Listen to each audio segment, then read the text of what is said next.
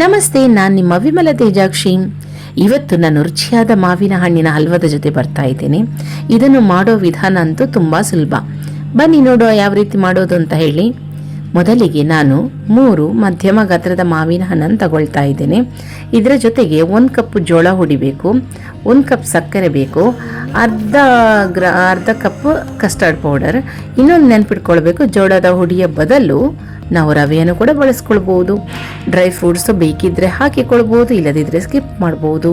ಅಂತೂ ಬಹಳ ಸುಲಭದಲ್ಲಿ ಇದನ್ನು ಮಾಡ್ಬೋದು. ಈ ಕಸ್ಟರ್ಡ್ ಪೌಡರ್ ನಾನು ವೆನಿಲಾ ಫ್ಲೇವರ್ ತಗೊಂಡಿದ್ದೇನೆ. ನಾನು ಈಗಾಗಲೇ ಹೇಳಿದ್ದೇನೆ, ಇದು ಇಲ್ಲದಿದ್ದರೂ ಕೂಡ ಹಲ್ವಾ ಅಂತೂ ತುಂಬ ರುಚಿಯಾಗಿ ಬರುತ್ತೆ. ನೋಡಿ, ಹಾಕಿಕೊಳ್ತಾ ಇದ್ದೇನೆ. ಒಂದು ಪಾತ್ರೆಗೆ ಒಂದು ಅರ್ಧ ಕಪ್ ಅಂದರೆ ಒಂದು 50 ಗ್ರಾಮ್ನಷ್ಟು ಹಾಕಿಕೊಳ್ತಾ ಇದ್ದೇನೆ ಅಷ್ಟೇ. ಇನ್ನೇನು ಮಾಡುವ ಅಂದರೆ, ಈ ಮಾವಿನ ಹಣ್ಣು ಈಗಾಗಲೇ ನಾನು ಕತ್ತರಿಸಿಟ್ಕೊಂಡಿರುವಂಥ ಮಾವಿನ ಹಣ್ಣು ಮತ್ತು ಈ ಹುಡಿ ಇದನ್ನು ಮಿಕ್ಸ್ ಜಾರ್ನಲ್ಲಿ ಚೆನ್ನಾಗಿ ರುಬ್ಬಿಕೊಳ್ಳುವ. ಇಲ್ಲಿ ನೀರು ಹಾಕಿಕೊಳ್ಳೋ ಅವಶ್ಯಕತೆ ಇಲ್ಲ. ಮಾವಿನ ಹಣ್ಣಿನ ಈ ತಿರುಳಲ್ಲಿ ಬೇಕಾದಷ್ಟು ನೀರಿದೆ.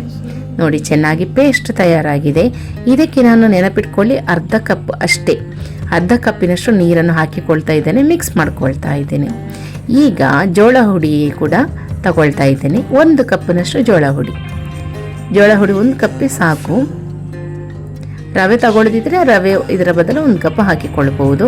ಇದಕ್ಕೆ ಅಷ್ಟೇ ಪ್ರಮಾಣದ ಅಂದರೆ 1 ಕಪ್ನಷ್ಟು ನೀರನ್ನು ಮಿಕ್ಸ್ ಮಾಡ್ಕೊಳ್ತಾ ಇದ್ದೇನೆ. ಮತ್ತೊಮ್ಮೆ ಚೆನ್ನಾಗಿ ಮಿಕ್ಸ್ ಮಾಡ್ಕೊಳ್ತಾ ಇದ್ದೇನೆ.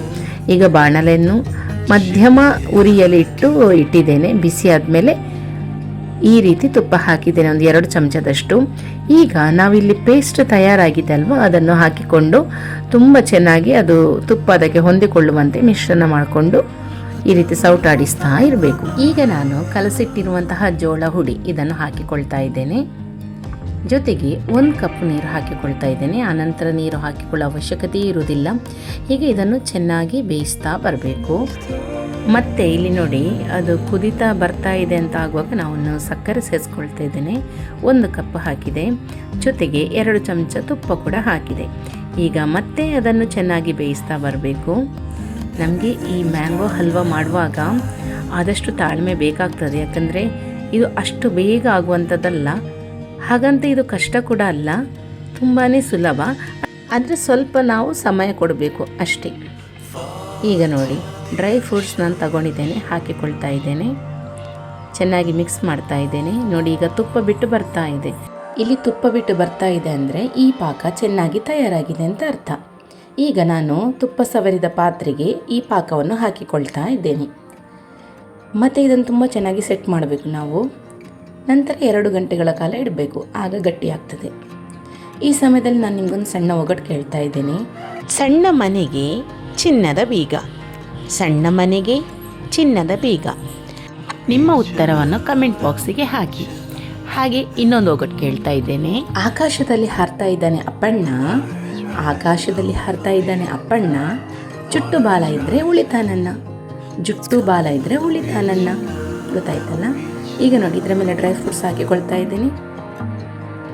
ಚೆನ್ನಾಗಿ ಬಂದಿದೆ ಪಾಕ. 2 ಗಂಟೆ ಆದಮೇಲೆ ನಾನು ತೆಗಿತಾ ಇದ್ದೇನೆ. ನೋಡಿ ಎಷ್ಟು ಚೆನ್ನಾಗಿ ಬಂದಿದೆ ಅಂದರೆ ತುಂಬಾ ರುಚಿಯಾಗಿ ಬಂದಿತ್ತು. ಮಕ್ಕಳೆಲ್ಲ ತುಂಬ ಇಷ್ಟಪಟ್ಟು ತಿಂದರು, ದೊಡ್ಡವರು ಕೂಡ.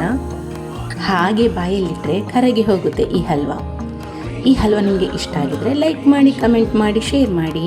ಮತ್ತು ಎಂತ ಗೊತ್ತುಂಟ, ಸಬ್ಸ್ಕ್ರೈಬ್ ಆಗಿರದಿದ್ದರೆ ಸಬ್ಸ್ಕ್ರೈಬ್ ಆಗಿ. ಧನ್ಯವಾದಗಳು.